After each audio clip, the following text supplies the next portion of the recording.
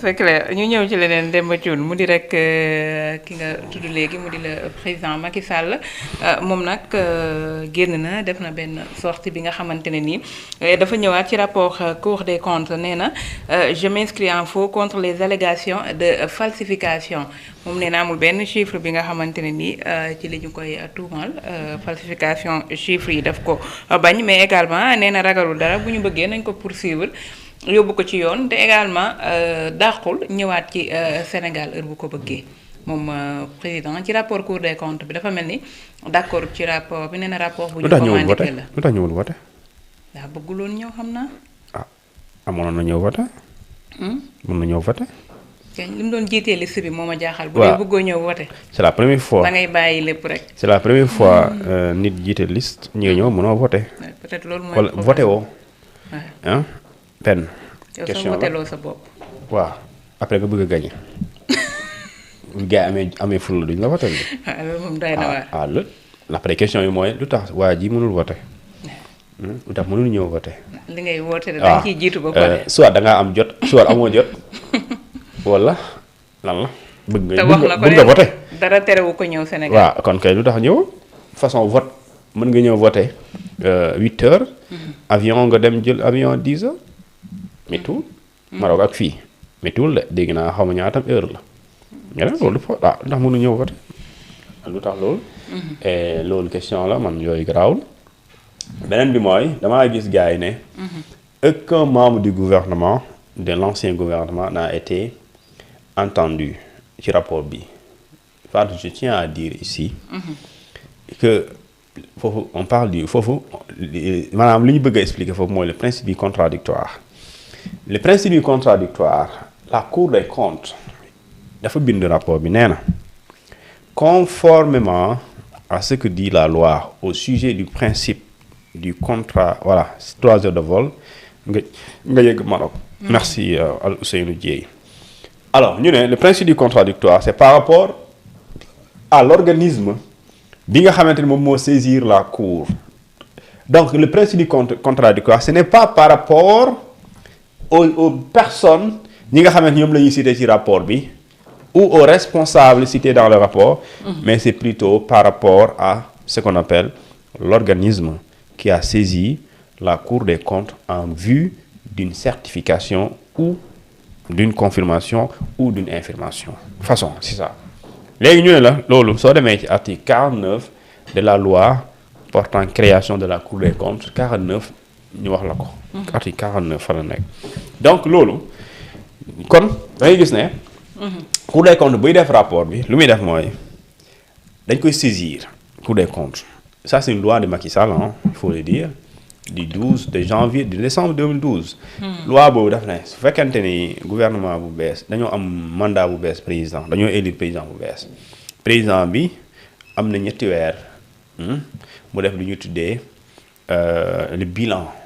mu def lu ñuy tuddee situation des finances publiques situation budgétaire ak lu ñu tuddee la situation de l'endettement de l'État du Sénégal ñett yooyu da ko war a def ñu ne vous avez 3 mois pour le faire léegi 3 mois yi soo ko defee ñu ne c'est l'IGF d'abord qui fait un rapport concernant tous les services de l'État au sujet des finances publiques au sujet justement du budget au sujet justement de l'endettement et IGF bu paree puisque moom ci tutelle ministère des finances la nekk day jël ministère des finances ministre bi dafay jël dossier boobu di rapport de l'IGF daal di ko transmettre li ñuy tuddee la Cour des comptes et la Cour des comptes utilise tous les moyens pour def li ñu tuddee un travail de certification pour vérifier est-ce que li ma waa ministère bi jox ginnaaw bi ko IGF defee est-ce que dëgg la donc ñoom dañuy dem vérifier ñu consulter tous les services yi nga xamante ne moom la ñu mentionné c'est-à-dire le trésor public lu ñu tuddee la direction de la dépense publique la direction des ordonnancements des dettes de la dette de la dette publique ak li ñu tuddee toutes les institutions financières lépp loo xamante ni daa war na mën a fexe wala war na mën a jàppale bu nu xam effectivement est-ce que chiffres yi ministère bi joxe est-ce que dëgg la ñu daal di def liggéey boobu mu war leen durer ay temps léegi bu ñu paree ñoom dañuy def rapport boobu moo nekk rapport provisoire et ce rapport provisoire il est déposé justement auprès du ministre pour mu def observation léegi nag moo tax ñu ne le principe du contradictoire c'est donc entre le ministère et la Cour des comptes et ce principe du contradictoire pour nga xam ne am na da nga koy prouver ci article ci page plutôt 26 xaw ma 36 bon genre yooyu la ci rapport bi dafa ne yéen état bi gouvernement bi yéen da ngeen wax ne da ngeen fi fekk des disponibilités bancaires de 172 milliards xaw ma 173 cour bi ne déedéet du loolu de ñun bu ñu demee xool trésor ci banques yi aussi gis nañu ne du 172 c'est 274 milliards te loolu ñu ne am na écart bu rëy kon lu tax yéen li ngeen wax amul cour bi moo wax loolu gouvernement bi ne leen yéen da ngeen joxe ne disponibilité bi 172 milliards la du loolu 173 milliards du noonu c'est pas 172 milliards c'est plutôt 274 milliards léegi defal moins 274 moins 173 donc ça c'est presque ça c'est beaucoup d'argent après le ministre a dit oh, on prend acte c'est vrai donc pour dire qu'il y a ce qu'on appelle la contradiction léegi ñi nga xamante ne ñoom ñoo fi ne Macky Sall je pense que il a fait une faute et la faute bu mu def mooy 2019 da ko waroon def su ko defoon 2019 waa Cour des comptes am na lu ñu bind ci rapport bi duñu ko bind foofu duñu ko bind de parce que waa Cour des comptes soo xoolee bu ñuy rapporter li ñuy tuddee ay convention yu état signé ak yeneen institutions financières yi et pare di wone gap bi Cour des comptes dafay bind da ngay gis mu indi loo xamante ni 2016 la mu indi loo xamante ni 2017 la am ak lu am 2018 kon li tax ma ne la bu defoon liggéeyam boobu jamono jooju kon kii nga xam ne données yi nga xamante moo nekk en 2016 2017 2018 du feeñ ci rapport 2024 mënul ne parce que su boobaa rapport 2019 bi ginnaaw bu mu faloo moom dañ ko falaat rapport 2019 boobu moo waroon def liggéey boobu nga xamante dafay concerner toutes les données plutôt antérieures à 2019 léegi nag su boobaa la Cour des comptes moom liggéeyam dafay commencer à partir de 2019 mais du ci indiwaale ay données de 2018 wala 2016 alors qu'il y a des données de 2016 2017 2014 pas 2014 2016 17 2018 et 2000 également est-ce que amul je pense que 2016 la commencé donc da ngay gis ne y a un problème léegi nag loolu da nga ko waroon def parce que yoon moo la ko soo ko defee c'est pas tey Diomaye tey amuloon choix par exemple amul ne non rapport bi génn waaye léegi bu leen ko wone dañ ne obligation de publier le rapport ginnaaw boo ko defee Sénégalais yëpp a ko war a gis.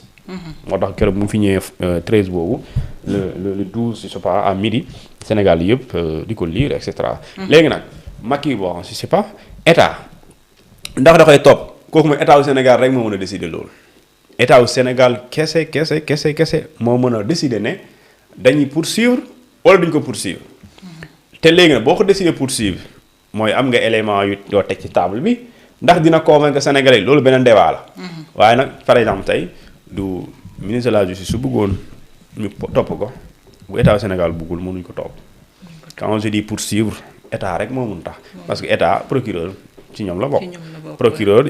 il dépend du ministère de la justice. donc le ministre de la justice son patron c'est le premier ministre le premier ministre son patron c'est le président. et le président le chef de l'État quand je dis l'État c'est le chef de l'État moo nekk ci bopp bi donc s'ils veulent poursuivre quiconque dans ce pays il peut être poursuivi quiconque je dis bien sans exception résident au Sénégal en dehors du pays il peut être poursuivi léegi nag tout reste tout dépend de li ñu ko bëgg a toppee façon comme on le dit mënoo topp un ancien président lu dul haute trahison alors est-ce que ñoom am nañ jëf boo xamante mën nañ ko tuddee haute trahison ba jox ko waa assemblée plutôt la haute cour de justice ba ñu taxaw sëgg ci ne lii moom haute trahison la tudd donte amul définition loolu ça revient à la commission bi nga xam ne mooy bi nekk haute cour de justice leer na je pense bien Demba Thioune mais li nga gis ne moom la wax waa APR waxoon ko également est-ce que nekkuñu ci benn côté di décrédibiliser suñu corps de contrôle yi. waaw man corps de contrôle boobu ñoom ndeysaan du ñu wax. c'est comme waaw. continuer ñoom corps de contrôle yi c'est comme suñu policiers yi. comme suñu gendarmes yi. comme suñu militaires yi. amoo droit sax ngay dem leen yërëm. waaye des fois ñu tooñ leen. waxal leen loo xam ne du dëgg. te mënuñ def conférence de presse. mënuñ bind communiqué ñu muñ ko rek. te nit koo waxal lu rekkul dëgg dina la atteindre mais chaque jour ñu tooñ leen ci loo xamante ni du dëgg. léegi corps de contrôle aussi ñooñu c'est des Sénégalais parmi nous qui sont allés à l'école yow mii di wax tu n'es pas plus digne que ñoom waaw tu n'es pas plus intègre que ñoom. gënoo leen aussi gëm yàlla. booy dem jubaa di wax allahu akbar ñu bëri am nañ dañuy dem sooy dem église di dem di ñaan aussi di julli am na si ñoo xamante ni dañuy dem église. booy dem Touba dañuy dem màggal ñenn ñi booy dem Tivaouane dañuy dem Tivaouane comme yow donc yow ëppale leen valeur yow mi leen di critiquer nga jàpp na ñii dañoo jubadi yow ëppale leen valeur maintenant le problème c'est quoi ñoom ils sont tenus par le secret ndeysaan. maanaam am na loo xam ne mënuñu fi nekk di werante ak yow. léegi nag yow mi nga xamante yaa nekk ci politique bi nga am audace di xas ñoo xamante ni ñoom laata ñu koy def danoo dem waat ne man maa ngi waat ne état bu Sénégal lay servir liggéey rek lay dem comme niñ ma sant waaye kooku bu génnee rapport te mënu ma jaaxal mooy. ñooñu ñoo fi doon génnee rapport. waaw ñu tekk ci table bi su baaxee ñu ne waaw ñu ay jàmbaar lañ. waaw léegi ils sont toujours là. et puis depuis ñuy wax dañ doon wax ne lii Ousmane Sonko di wax wala beneen ministre di ko wax du ñu ci tontu nañu xaar. rapport Cour des comptes les Cour des comptes génn nga ne non ay politiciens ngeen. ay politiciens ngeen man loolu dafa maa jaaxal te loolu yëpp Cour des comptes la. ah yëpp Cour des comptes la mais aussi manque de respect à la Cour des comptes. parce que on ne peut pas dire comme ni nga ko waxee. non ma du ma ci débat parce que ki war a waxul. ki war a wax na nga ne non ki war a wax na waaye moom lu mu wax sax lii moom faux la maanaam yow lii nii li ñu wax nii faux la. et man des fois damay gis ñoo xam ne dañu naan document bi faux la waaye dañuy ñëw ci document bi lu leen arrangé ñu tudd ci waxtaan. document boo reconnaître. loo ciy defar non. comme sànq li ma la wax nii. xam nga dafa arrangé bu dee da ngay bëgg attaquer nguur gi. dafa la arrangé parce que foofu moom nguur képp kuy opposé nguur gi dañ leen tegal ci taam dana leen yéen lu tax ngeen di génne 172 milliards moo disponible alors que cour bi nee na 274 la. loolu arrangé wu maanaam nguur gi de manière très simple. c'est-à-dire ça c'est un démenti que la cour a fait concernant le ministre ou bien concernant plutôt le gouvernement en place. et pourtant le gouvernement dafa reconnaître waaw d'accord dëgg la. waaw léegi am na ñoo xam ne bu ñuy commentaire léegi ci rapport bi loolu fee boobu dañ ko ci indi na waaye léegi la ana xaalis boobu. waaw léegi gëmoo ko li ana xaalis boobu. et tu vois tu défends que oui li ñu tuddee la société d'exploitation de gestion et de la société de gestion et d'exploitation du patrimoine bâti de l'État. soo pas tu dis non état moo ko moom et après tu dis que état jaayul kër yi jaayul immeuble après nga ne non mais nangu nga ne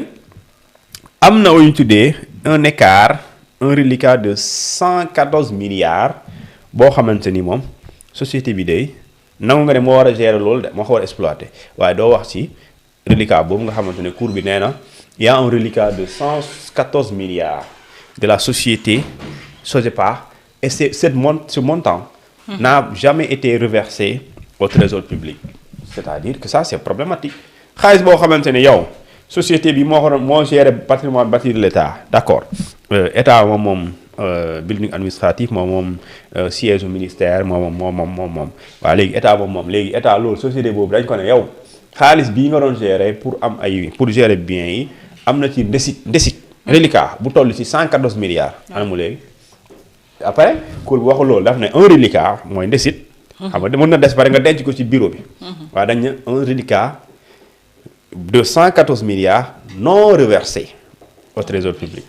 kon dans tous les cas. L'argent boobu même boo ko yóbbee feneen waroo ko si yóbbu parce que l'argent de l'État doit être reversé au trésor public. donc là il y a un problème maintenant ñi nga xamante ni gëmuñu rapport bi moi j'attends d'eux ñu génnee lu ñu tuddee le vrai rapport moi j'ai envie de lire le vrai rapport si vraiment gëmuñu ko alors génne nañ vrai rapport ñu débattre ci après nous on va faire une comparaison et je pense qu'aujourd'hui le rapport de la Cour des comptes sur les fonds Covid-19 vrai waxuñu ci. loolu ñu ci wax. Pourtant, ce sont les mêmes magistrats qui l'ont fait,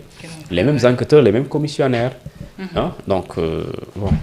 dans ce pays, quand même, il y a un problème. Il y a un problème. Voilà, moo tax Mimi Touré ne moom Macky Sall dafa nekk ci provocation.